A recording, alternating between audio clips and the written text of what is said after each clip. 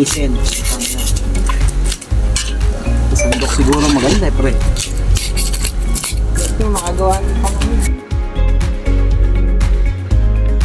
Sana yan. Huli mo na, ginawa mo pa. Yan na po ang laman ng toman. Beautiful. Ganda ng laman. No? Ang naman ang laman. Para siyang tuna. Gabata! Ulo pa lang. Singka pa lang ng mukha ni Ever. Oh. Ang ulo, kasi laki ng mukha ko. Seryoso. Nakakatakot kainin.